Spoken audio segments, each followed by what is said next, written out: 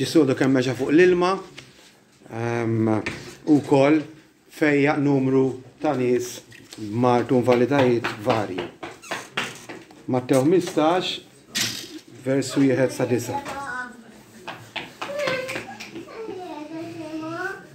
Imbagħad resqu lejn Ġesu xi Fariżej u skribi minn Ġerusalemm u qalu: għaliex it-tixxipli tiegħek jitrasgredixxu, jiġifieri jiksru it-tradizzjonijiet tal-anzjani. Għax ma jaħslux idejhom meta jiklu l-ħobs u jieġeb billi qalilhom: u għaliex intom infuskom titrasgredixxu l-mandamenti tal-Alla minħabba tradizzjonijiet tagħkom. Għax Alla kmanda onora l-missierek u l-ommok. U min jitkellem ħażin dwar missieru jew ommu għandu jingħata l-mewt. Immintom tgħidu: kull min jgħid il-missieru jew lill-ommu kwalinkwe ħaġa minn għandi li se tiswilek jgħotja l-Alla m'għandux għalfejn jonora l-missieru. U hekk invalidajtu kelmet Alla minħabba it-tradizzjonijiet tagħkom. Ipokriti. Sewwa bassar Iżajja dwarkom meta qal: dawn in-nies jonorawni bix-xoftejn, imma qalbhom tinsab imbeda minni. Imma l-xejn iqimuni billi jgħalmu bħala dottrini il-preċetti tal-bnedmin. Ejn itolbu. X'temmen? Lil min temmen? Għalfejn temmen dak li temmen? Il-min għandek tobdi? Hemm mistoqsijiet aktar importanti minn dawn li jaffettwaw id-destin etern tagħna. Importanti illi nkunu nafu fuq xiex qegħdin nimbnew. Fil-Kristjaneżmu hemm qasma tremenda, hemm nies illi jemnu sola Ekklesja u nies oħra li jemnu sola Skriptura. Kattoliċi Rumani, jekk issaqsihom x'temmen, jgħidulek kull ma tagħlem il-Knisja. U x'tagħlem il-Knisja kull ma nemmen jien. Għalihom il-Maġisteru dak li qed jiġi mgħallem fi żmienhom mill-Vatikan huwa bon fatt u jaċċettawh bħala il-kelma finali illi fuqha jsejsu ħajjithom u l-fidi tagħhom. L-Evanġeliku jirrispondi differenti. X'temmen? L-Iskrittura kollha u xejn li fl-Iskrittura. Kull Evanġeliku iżomm dan il-proponiment fedelment? Ma naħsibx. Imma dik hija l-pedament għal kull nisrani, għal kull Evanġeliku illi tabilħaq irid jonora lill-Alla. Ġifi il-kwistjoni kollha matul iż-żminijiet u din mbagħad ġiet fi protesta kbira fis-seklu 16 fil-Riforma Protestanta fejn tant kien daħal taħwit u korruzzjoni fil-Kristjaneżmu illi iva Alla ġab din il-bidla tremenda fejn l-nies urihom illi hemm bżonn imorru lura għal pedament solidu tal-Iskrittura mqazza. Minn din il-ġrajja li ranna ħuna Joseph dal-għodu, hawnhekk huwa mgħallem x'għandha tkun ir-risposta korretta fuq xiex għandna nimxu. Il-ħajja tagħna, t-twemmin tagħna, l-imġiba tagħna, kif għandna nfassluhom. Skont Ġesu hija bl-Iskrittura mqazza. L-Iskrittura mqazza hija l-awtorità finali, l-awtorità suprema x'għandna nemnu u x'm'għandniex nemnu. Ġesu infatti hawnhekk jiddefendi lid-dixxipli tiegħu meta ġew kritikati għax ma ħasslux idejhom ċerimonjalment mhux kienu ħajjiklu l-ħobs aħna naħsluhom biex nifrankaw il-mikrobi. Imma huma kienu jaħsluhom bħala ċerimonja reliġjuża biex iżommu li nfushom safja. Tajjeb, u allura dik kienet xi ħaġa inventata mill-anzjani, mill-antenati tagħhom, daħlet fil-kultura tagħhom kienet xi ħaġa reliġjuża. Tajjeb, u wieħed kien mistenni illi iva isegwi dawn l-ordinanzi, dawn il-ħafna regolamenti ekstra illi ma kienux fil-Bibbja. U il-Fariżej ovvjament ħaduha ma' Ġesu u għallu għaliex id-dixxipli tiegħek jiksru jew jitrasgredixxu it-tradizzjoni tal-anzjani, x'kienu qegħdin jerfgħu, kienu qegħdin jelevaw it-tradizzjoni ġifieri tagħlim modi minn ġenerazzjoni għall-oħra bl-ilsien, qegħdin jelevawh bħala xi ħaġa sagra illi wieħed hu mistenni illi jobtieħ. U Ġesu ma waqax għalihom. Ġesu infatti fi żmienu il-tradizzjoni kienet suprema. Dak li għalmu r-rabbin, l-lum nafu li kien hemm il-Mixna, Talmud, il-Gemara, da ħafna sorsi ta' tagħlim apparti mill-iskrittura, tajjeb il-lut minħabba dan it-tagħlim ħajdu hekk marru l-baħar, ma baqgħux fidili illi josservaw kull ma kien għallimhom Mosè u l-profeti. Ġesu kritika imbagħad lill-mexxejja infushom illi telqu l-kmandament Alla. Iva, id-dixxipli ma kinux qegħdin jiffastidjaw ruħhom għax ma jaħsux idejhom. Imma intom għalilhom il-mexxejja tlaqtu l-kmandament Alla, tlaqtu l-kmandament ġifieri ikkanċellajtuh, jew abbandonajtuh, jew anke traskurajtuh, jew insejtuh. Ġesu ħanamlu ċara huwa favur il-liġi Alla. U l-liġi Alla għallima u jgħid illi jiena ma ġejtx biex inxejjen il-liġi u l-profeti. Ġejt biex iwettaqhom. U dawk illi għalmu li tista' tikser liġka mill-kmandamenti Alla dawn jissejħu żgħar fis-Salt Nasmawiet. Ma min jgħallimhom kollha jissejjaħ kbir fis-Salt Nasmawiet. Ġesu huwa favur il-liġi, Ġesu jħobba l-liġi Alla għallima bħas-salmista seta' jgħid misħuqa jruħi biex xenqa għal ġudizzji tiegħek f'kull żmien. Ġesu iwettaq il-liġi, jipproteġija u jgħallima intatta mingħajr żidiet, mingħajr bidliet lil ħaddieħor. Ġesu mhuwiex kontra kull tip ta' tradizzjoni. Infatti aħna l-bnedmin nagħmlu affarijiet bit-tradizzjoni u bid-drawwa regolarment. Ġesu huwa kontra però tagħlim illi minħabba fih jew twarrab l-iskrittura, jew tinsija, jew addirittura ma tobdijiex direttament. Hemmhekk allura nkunu waqajna fil-pożizzjoni kattolika, aħna trabbejna kattoliċi, konna nafu x'nemmnu, sola ekklesja. Dak li tgħallem l-iskrittura, dak li tgħallem il-Knisja nilqgħu. Issa aħna nafu li l-Knisja Kattolika matul iż-żminijiet bidlet il-pożizzjoni u t-tagħlim tagħha. Kemm il-darba ġifieri, kemm il-darba. Fl-antik kienet tgħallem li tkun kattoliku u kattoliku biss biex issalva. Illum kulħadd Buddist, Maomettan, Hinduist, kulħadd jista' jsalva. Ħliefi għax naf x'tgħallem dwar nies illi tajt illi min jaf il-pożizzjoni tal-Knisja Kattolika dwar dal-affarijiet u ma jemminhomx ma jistax isalva. Pożizzjoni redikola għall-aħħar imma hekk tgħallem.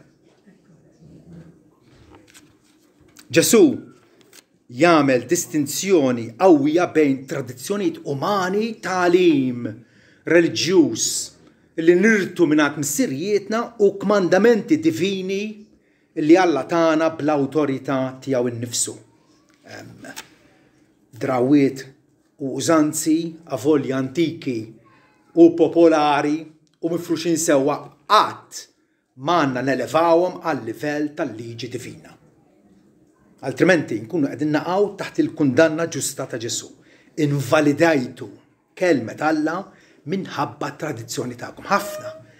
Ħafna nies jagħmlu hekk u lanqas biss jindunaw. Għaliex? Għax huma ignoranti dwar x'tgħallem l-Iskrittura. Qegħdin jirċievu tagħlim skont sola ekklesja, x'tgħallem il-Knisja, dawk huma l-esperti, dawk huma Ġesu mhux il-Pietru ħalla mela u allura ħobżna maħbus u żejtna fil-kus ma nixaf ninkwitaw dak li jgħidulna l-qassisin nagħmluh u daqshekk. Mentri Ġesu jgħidilhom intom ġibtu fix-xejn il-kelma Alla. L-iskrittura qegħdin tagħtu għal ġemp minħabba it-tradizzjonijiet tagħkom. Invarjabbilment jiġri fl-esperjenza tagħna l-bnedmin illi meta liġi ta' oriġini umana, liġi, ordni, kmandament, xinu, illi ivvinta l-bniedem, dan eventualment kmini jew tard qiegħed fil-ġemp il-liġi talla u prattikament jeliba. Il-liġi divina tintesa. Nasab għandna eżempju klassiku tat-tieni kmandament. Min minna trabba fil-Knisja Kattolika u kien jaf x'inhu għat-tieni kmandament. Ħadd minna. Literalment minsi. Vilment bla mistħija imqaċċat l-aħħar wieħed maqsum fit-tnejn biex tinżamm il-numru 10, ara l-brikkunaġni, ara il-ġesu ta' bil-ħaqqa li l-om intom ipokriti. Tafu l-verità u ma segwux. Knisja Kattolika llum hija ħatja tal-istess żball gravi li Ġesu hawnhekk qed jakkuża lill-Fariżej bih. L-iskribu l-Fariżej li kienu l-esperti suppost, l-esperti reliġjużi fil-kultura l-udija ta' dak iż-żmien. U qed jgħidilhom intom ħatja. U l-istess ħaġa, l-istess żball traġiku qiegħda u ilha tagħmel il-Knisja Kattolika Rumana illi żomm dak li jassejħilha it-tradizzjoni mqazza, jekk jgħid mqazza. It-tradizzjoni mqazza. U televa tpoġġiha fuq l-istess livell tal-Iskrittura. Dak li Alla tagħna b'ispirazzjoni tal-Ispiritu Santu fil-kodba mqazza il-Bibja, dak li jgħid il-Maġisteru tal-Knisja jgħod daqs il-Bibja. Qed nikkwota mill-katekiżmu tagħhom. Dal-katekiżmu huwa differenti minn dak nistudjaw nhar Terba. Nhar Terba huwa katekiżmu li jispjegana l-Bibja. Dan huwa katekiżmu li jispjegalek x'tgħallem il-Knisja Kattolika Rumana. Daqsxejn differenti. Imma isimgħu daqsxejn. Paragrafu 82 jgħid minn dan jiġi lill-Knisja li lilha ġiet fdata trasmissjoni u l-interpretazzjoni tar-rivelazzjoni, ġifi x'għaddilna Alla, ma tiksibx iċ-ċertezza tagħha dwar kull ma ġie rrivelat mill-Iskrittura mqazza biss. Mela qed tgħidilna sola Skrittura hija żbaljata, mhux bl-Iskrittura biss. Għalhekk kemm it-tradizzjoni u kemm l-Iskrittura mqazza għandhom jiġu milquejn u miqjuma bl-istess sentimenti ta' tjieba u ta' qima. Il-Knisja Kattolika qed tgħidilna il-Bibja u t-tradizzjoni għandhom l-istess awtorità fuqkom. X'dawwa faħxija hija din.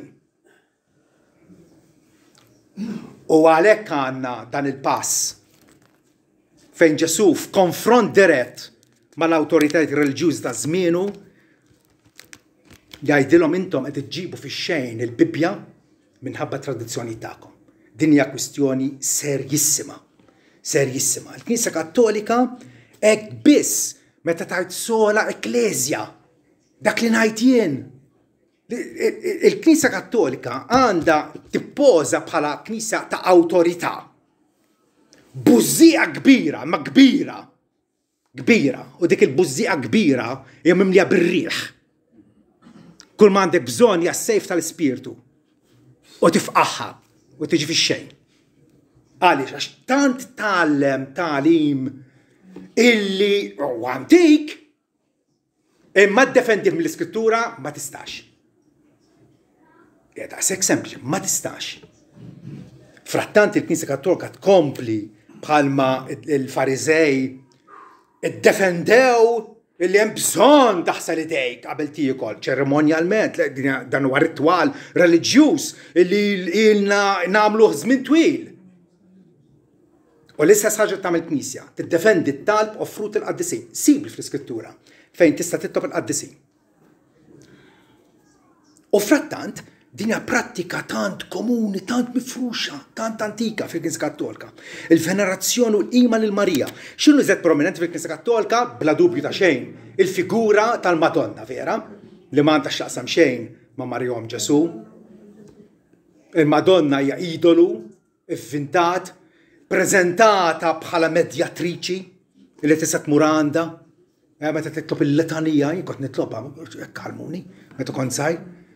Il-litanija l-Madonna, tifħir il-Madonna, tifħir li jixraq biss lill-Alla. Marija bħala l-koredentriċi li prattikament u bina Ġesu. Fdewna, it-tnelluma. Dal-waqt ġejja l-festa tad-Duluri. Mhux vera. Marija bħala immakulata illi anzi tnislet mingħajr dnub. Meta jinfisha tagħid ruħi tfaħħar il-kobor tal-mulej u l-ispirtu tiegħi jifraħ falla is-Salvatur tiegħi.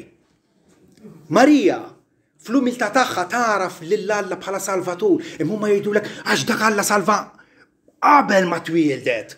Dejjem hemm raġuni, dejjem jiddefendu l-isbal tagħhom u jiddefenduh jew bil-filosofija jew b'argumenti oħra jiddefenduh. Marija Immakulat, Marija ntella s-sema b'nemes ma ssiba din fl-iskrittura mqazza. L-ewwel darba tissemma fi ktieb injostiku tas-seklu 6. Illi Marija kienet timtella s-sema bir-ruħ il-ġisem. Tas-seklu 6, l-ewwel darba li semmiet. Dawn ma fatti storiċi. Il-qrara għand is-saċerdot biex is-saċerdot bħala mħallef fuqek jagħtik il-maħfra u jagħtilek il-maħfra. Jien naħfirlek. Ego absolvo tejja l-formola famuża tagħhom. Is-sagramenti l-oħra avvintati kien hemm żmien fil-Knisja Kattolika meta kellhom 40 sagramenti jew sagramentali kien jsejħulhom. 40. Bil-mod il-mod naqsuhom għal 7, ma naqsuhomx biżejjed. Għax 2 huma s-sagramenti. Mod jallilna minn Sidna Ġesu Kristu. Il-Mamudija u l-Ikla tal-Mulej. It-tewba li inti trid jew obbligat tagħmel bħala tpattija għal dnubietek meta tkun dnibt. U allura titpatti għal dnubietek. Mhix invenzjoni vvintajni aħna. Fil-katekizmu tagħhom jgħalmu direttament ħafna dnubiet, paragrafu 1459. Ħafna dnubiet jagħmlu ħsara lill-arna. Għanza nkompli naqbel hawnhekk. Il-midneb wara li jkun tneħħielu dnub bil-qrar ġifieri. Ikun għad ma kisibx saħħa spiritwali sħiħa. Irrid jagħmel xi ħaġa iktar biex ipatti għal dnubietu. Irrid ipatti b'mod adatt jew iħallas id-dejn ta' dnubietu.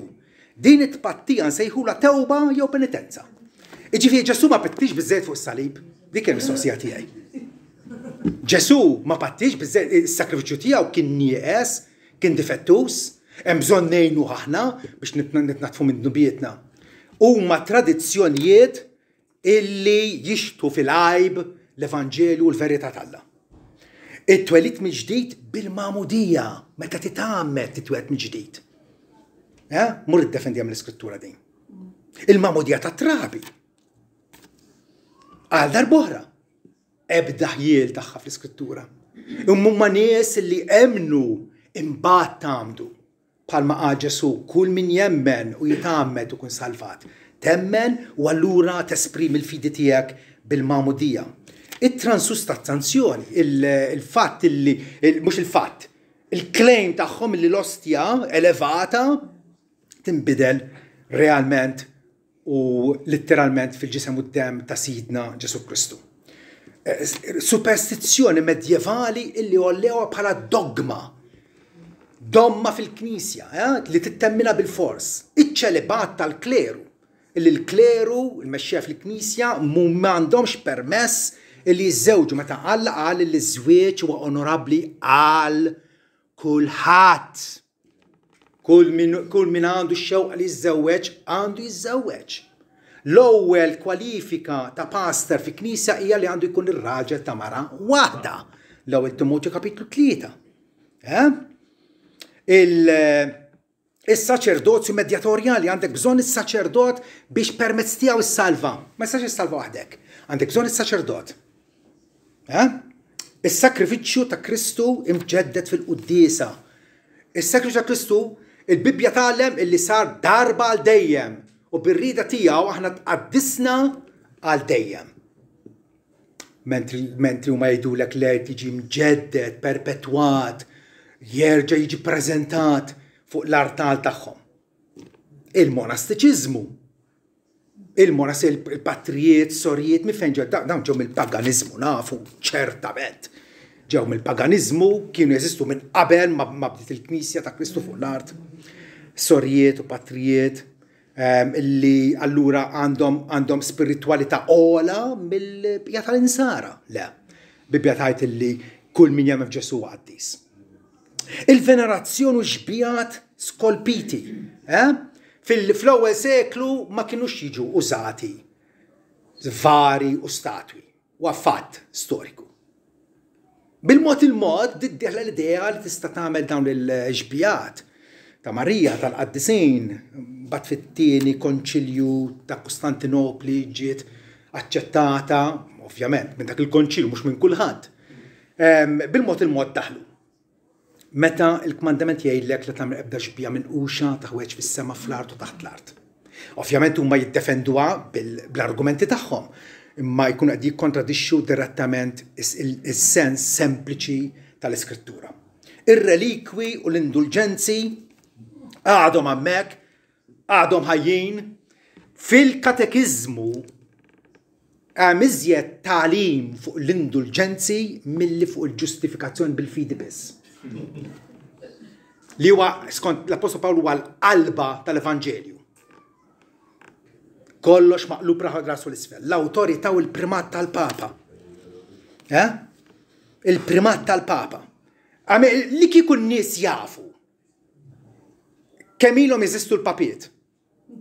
L-awtorità tal-Isqof ta' Ruma bdiet bil-mod il-mod. Bis-seklu 4, 5, 6 bdiet titqawwa. Tajjeb, kieku jafu x'tip ta' papiet kien hemm f'Ruma u f'Avignon. Kieku jaħarbu jiġru għax-xelleraġni, l-immoralità, l-idolatrija, il-karattru skifus ta' ħafna minnhom. Il-gradi ta' prelatu vvintati, kardinali, arċidjakni, arċisifijiet, patriarki, min fejn ġabuhom dawn? Meta Knisja ta' Kristu jgħidilna li għandu jkun hemm mexxejja imsejħa pastors, presbiteri u djakni magħhom biex jgħinuhom. Il-purgatorju. Il-teologi kattoliċi jgħidulek li l-purgatorju ma tistax iddefendih mill-Iskrittura. Jgħiduha, għal-inqas huma onesti. Ma tistax iddefendi d-domma tal-purgatorju li, by the way, ġiet domma tal-fidi kattolika fis-seklu 13 mill-Konċilju ta' Firenze. Il-purgatorju. Illi da post fittizju il fejn suppost inti tmur tpatti għal dnubietek biex tissaffa biex mbagħad tidħol il-ġenna. Illi nasab huwa bla dubju ta' xejn u mhux qed ngħidha biex indaħħaq. Huwa l-akbar bank tad-dinja. L-ikbar bank tad-dinja. Araw il-knejjes kattoliċi mad-dinja kollha. U żbuħjaw il-ġmiel u l-arti li fihom. Kif saru dawn? Kienet il-prattika normali li jsibu n-nies qegħdin imutu, ibeżżawhom bil-purgatorju u bl-infern u jħallu il-ġid tagħhom lill-Knisja minn flok lil. Imma l-istess żball eżatt illi kienu qegħdin jagħmlu il-Fariżej meta kienu qegħdin jgħallmu lin-nies illi jekk għandek xi ħaġa tal-flus agħtiha lit-tempju biex it-tempju jissewwa u immantnuh u nżommuh sabiħ, imbagħad tkun eżentat milli tgħin il-missija kull ommok fix xjuħithom. U Ġesu qed jgħidilhom, kull min jgħid il-missija jew l-ommu kwalunkwe ħaġa minn għandi li se tiswielek hija għotja l-Alla. Kieku nixtieq ngħinek pa fix xjuħitek, imma li għandi ħantih lit-tempju. Qed jinsa l-5 kmandament, onora l-missija kull ommok, biex jobdi kmandament ivvintat mir-rabbin u l-mexxejja Lut. Dejjem hekk jiġri. Ivvinta xi ħaġa, daħħal regola fil-Knisja li mhix fil-Bibbja, dik ir-regola se teleb il-Bibbja. Għaliex għax il-bniedem huwa midneb. jippreferi l-awtorità tiegħu nnifsu sola ekklesja milli l-awtorità talla sola skriptura. Nistgħu nibqgħu nsemmu l-abbużi tal-Knisja Kattolika jekk tajt ili tajba. Ma tistax targumenta. Jekk irid nagħmel festi, il-purċissjonijiet, jekk irid nivvinta il-ritwal, l-innovazzjoni oħra, jien l-awtorità sola ekklesja. Jien l-awtorità finali. Fuq kollox, il-Knisja Kattolika bidlet l-Evanġelju. U din li t-tieni fastidju jiena. Din illi vera tweġġani u t-tieni ġewwa. Il-fatt li l-Evanġelu ma ħallitux kif inhu Vanġelu ta' grazzja, illi wieħed jemmen fi Kristu, jafda fih u jirċievi minn għandu il-maħfra tad-dnubiet. Le, għamlu Vanġelu ta' fidi, tittemmen iva jgħidlek. Titgħammet bil-fors dik, altrimenti ma salfax, għax bil-mabudija jgħidu titwed minn ġdid. U tittamel l-opri tajba u tittimmerita. Paragrafu 2010 tal-istess katekizmu. Jgħid hekk ara fl-ordni tal-grazzja l-inizjattiva jitalla. Ebda bniedem ma jista' jimmerita l-ewwel grazzja li tingħata fil-bidu tal-konverżjoni, sissa tajjeb, tal-maħfra u l-ġustifikazzjoni. Imqanqlin mill-Ispirtu Santu mill-imħabba, aħna nistgħu imbagħad nimmeritaw għalina u għal oħrajn il-grazzi li swewlna għal qdusija tagħna, għat kattir tal-grazzja u tal-imħabba u wkoll biex niksbu l-ħajja ta' dejjem. X'waħda din? Mela l-ewwel grazzja li tiegħek Alla. Imma mbagħad minn dak quddiem inti tista' timmerita lek innifsek biex finalment tikseb il-ħajja ta' dejjem. Iva, għandna raġun illi aħna storikament in-nies se jkunna protestanti u għandna l-fejn nipprotestaw. U għandna l-fejn nollu leħinna għal dawn l-abbużi dat-tagħlim fals illi huwa repetizzjoni tal-istess żball illi għamlu l-mexxejja Lut fi żmien Ġesu Kristu. L-istess żball gravi li waqgħu fih il-Fariżej qed jiġi ripetut illum. Irridu noqgħdu attenti illi nirreżistu kontinwament it-tendenza illi naċċettaw tradizzjonijiet hekk blamment minn ma nkunu nafu x'aħna nagħmlu. Per eżempju, l-idea li inti tista' titwet mill-ġdid jekk inti sempliċement tgħid talba. It-talba tal-midneb ngħidula. Noqgħdu attenti billi aħna ngħidu sola skriptura, tajjeb, imma mbagħad taf xi miss nkunu nafu x'fiha l-iskrittura. Kemm nitkellem ma' nies jiena evanġeliċi. U minn diskorsom juruni illi l-Bibja ma jifwiex, ma jaqrawiex, ma għandhomx dik il-priorità f'ħajjithom li kuljum jozzu fija, jowmu fija biex ikunu jafu, għax kieku ma jitkellmux hekk kif jitkellmu. Ġifieri aħna responsabbli wkoll illi dik il-fidi mogħtija lil qaddisin darba kif jaġġuda fl-ittra tiegħu. Inżommuha bla mittifsa. Il-tagħlim irid ikun imsejjes fuq l-iskrittura imqazza. Filli segwew l-invenzjonijiet umani b'mod mekkaniku, b'mod konformi mal-użanzi ta' żmienhom, il-Fariżej inkixfu bħala nies kienu reliġjużi imma kienu serjament żbaljati. Hekk li Ġesu xlihom direttament, pubblikament, quddiem kulħadd, għalilhom intom qegħdin tinvalidaw, qegħdin ixxejnu il-kelma t'Alla minħabba it-tradizzjonijiet tagħkom. Il-Fariżej kienu prattikament nies legalisti. Kienu nies illi jaħsbu illi bil-emil tagħhom setaw jirbħu il-favur t'Alla. jew il-grazzja tal-Alla. U l-istess ħaġa il-kattoliċi mrobbijin f'dik il-kultura qegħdin jagħmlu l-istess. L-idea hi illi tista' tixtri l-grazzja tal-Alla. L-idea ta' indulġenzi, l-idea ta' tewbiet jew penitenzi, dan huwa kollu f'dik is-sistema żbaljata. Ġesu imbagħad jgħid għal xejn imuni billi jgħalmu bħala dottrini il-proġetti tal-bnedmin. Alla di joħda bis-serjetà, il-qima li ntuh. X'qima natuh u kif natuhielu. Mhux kull qima hija aċċettabbli. Ara ma taħsbux il kulħadd la darbu sinċir u jagħmel skont id-daw ta' kuxjenza tiegħu u għamel quddiem Alla.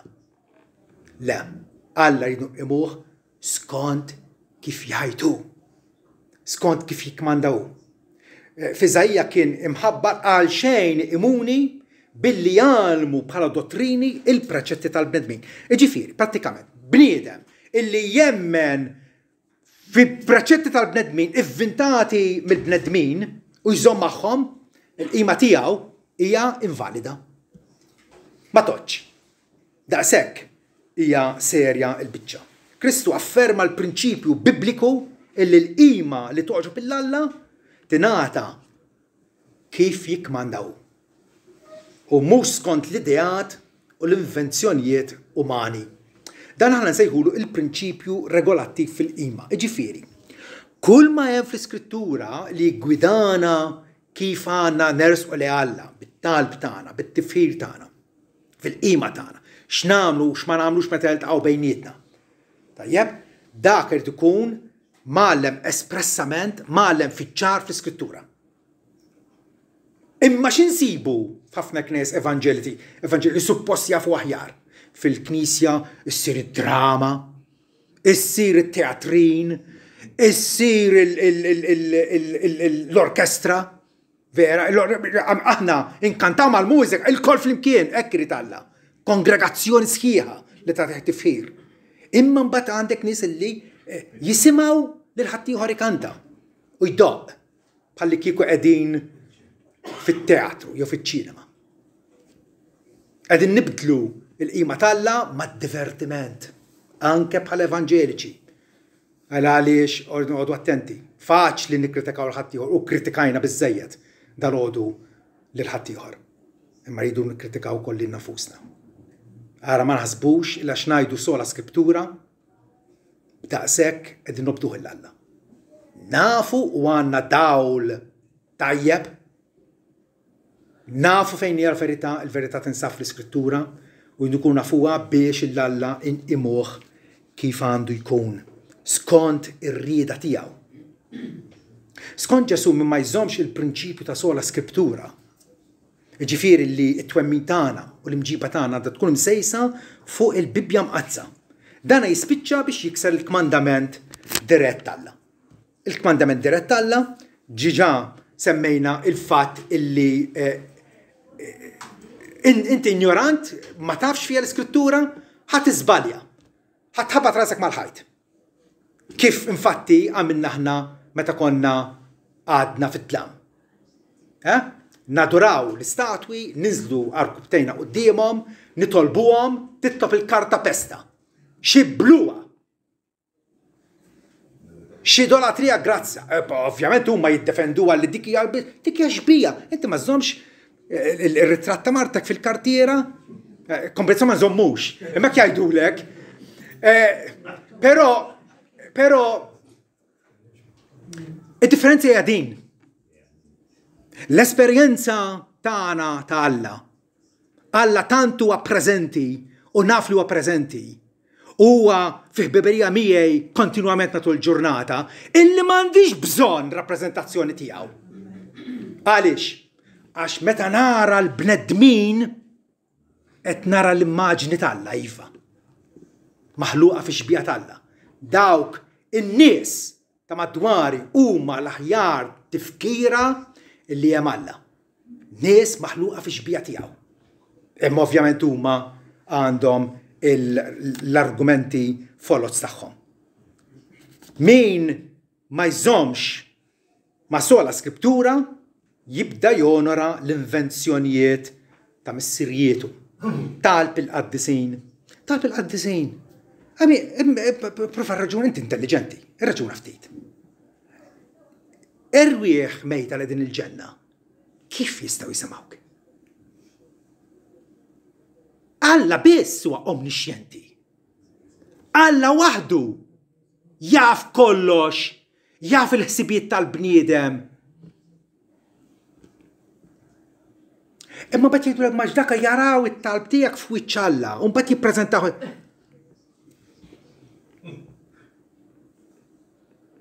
Min ma jżommx ma' sola skrittura jispiċċa biex jinvalida l-iskrittura. Iġiba fix-xejn.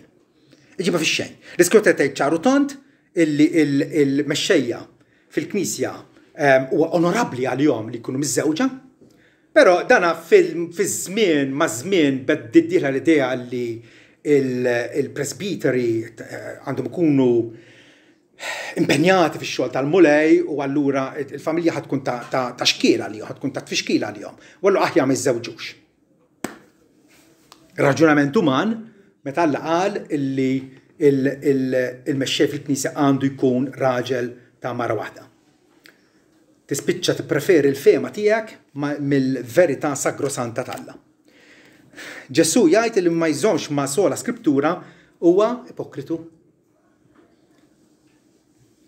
Mhuwiex moda li ngħajru xulxin, ma din mhix tajjira. Ġesu qiegħed jiddeskrivi eżattament il-qagħda tal-bniedem meta jaf il-verità u minkejja kollox ma jagħmilx. Vers 7 jgħidilhom ipokriti sewwa bassar Iżajja dwarkom meta qal dawn in-nies jonorawni bix-xoftejn. Għalfejn sejħilhom ipokriti? Ġesu Kristu, għalfejn sejħilhom ipokriti? Għax kienu jafu, dawn ma kinux boloħ, ma kinux nies illitterati ma jfux jaqraw, kienu jafu x'fiha l-Iskrittura. Sempliċement kienu jippreferu il-tradizzjonijiet, it-Talmud, il-Mixna, x-xalm u r-rabbin ta' qabilhom, kien jippreferu dawk mill-Iskrittura. U l-istess ħaġa qed tagħmel il-Knisja Kattolika llum il-ġurnata. Paragrafu 1214 tal-Katekizmu tagħhom jgħid is-sagrament imsejjaħ Magħmudija. Is-sagrament jissejjaħ Magħmudija miċ-ċerimonja ċentrali tar-rit li bih iseħħ tagħmel baptizzejn bil-Grieg, baptizzare bil-Latin, ifisser tgħaddas, iddaħħal fl-ilma, tgħaddas fl-ilma u simbolu ta' tfin fil-mewt ta' Kristu tal-katekumenu li mill-ilma joħroġ permezz tal-qawmien ma' Kristu bħala ħolqien ġdid. Taf xi tfisser il-kelma? Tajda bil-Latin u bil-Grek u ma tagħmilx. Tajt tfisser tgħaddas. Il-ma tfisser tgħaddas taħt l-ilma. Għax ma tagħmilx. Dak huwa ipokritu l-aħwa. Ipokritu huwa xi ħadd illi jaf il-verità u jilagħba ta' xi ħadd ieħor ma. Jaqleb kollox ta' fuq huwa attur. Ġesu qatt majjar imma n-nies kien isejħilhom kif inhuma. Kif inhuma. Meta kellek nies li jafu l-verità u jagħmlu l-kuntrarju, taf li Magħmudija tfisser tgħaddas. Imma mbagħad tajleh arrox ebqa' trid ilma jarġa' fuq tarbija. Qed taqleb kollox ta' taħt fuq. Min ma jżommx ma' sola skrittura jispiċċa biex jagħti biss qima formali lilha bid-der għal wiċċ in-nies u mhux fir-realtà. Vers 100 jgħidilna dawn in-nies jonorawni bix-xoftejn. Reliġjożità pubblika għal wiri tan-nies biex jinoġbu ma' ħadd ieħor imma qalbhom jgħid il-mulej tinsab imbeda minni. Ma għandikx imħabba l-Iskrittura ma tiġi żomma bħala l-awtorità finali tiegħek, l-awtorità suprema fuq qalbek, fuq il-kuxjenza tiegħek, fuq ruħek, fuq ġismek, fuq ir-rida tiegħek, fuq l-intelligenza tiegħek, fuq kulat tiegħek. Tispiċċa biex il-qalb tiegħek tinsab imbeda minn Alla. Daqshekk hija serja ħaġa. Min ma jżommx ma' sola Skrittura huwa imbiet minn Alla. Jagħti wirja ta' reliġjożità imma l-isforzi tiegħu huma inutli. Qalbhom tinsab imbeda minni. Il-liġi talla tirrakkiedi kemm dussija ġewwiena kif ukoll esterna. Iva li timxi fil-ġustizzja, timxi fis-sewwa, timxi bl-umiltà, ja fuq kollox dussija fuq ġewwa. Min ma jżommx ma' sola Skriptura l-qima tiegħu hija vojta u totalment inaċċettabbli. Ara ma taħsbux l-aħwa. Illi għax taraw nies reliġjużi u jkaxkru il-ktajjen fil-purċissjoni marbuti ma' saqajhom u jissawtu li nfushom. Min kmanda dal-ħwejjeġ? Min kmandhom dal-ħwejjeġ? Xi traċedja. Ta' bilħaq kif qal Alla permezz tal-profeta, in-nies tiegħi jinqerdu minħabba in-nuqqas ta' tarif. Għax ma jafux x'qalu. Jinqerdu minħabba n-nuqqas ta' tarif. Kemm huwa serjissimu l-errur romanista. Kemm hija żbaljata gravament il-Knisja Kattolika.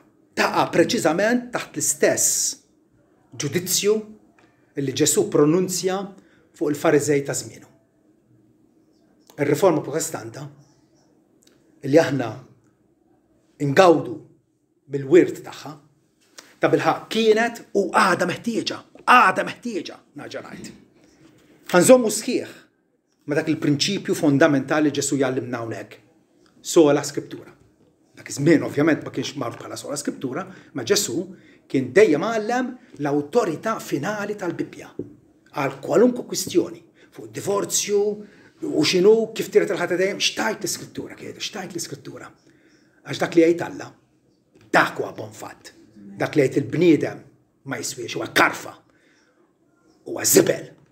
Armih il-bot minnek u żomm sħiħ ma dak li huwa tajjeb. Il-Bibbja imqazza hija l-pedament uniku għal fidi kollha tagħna. Amen.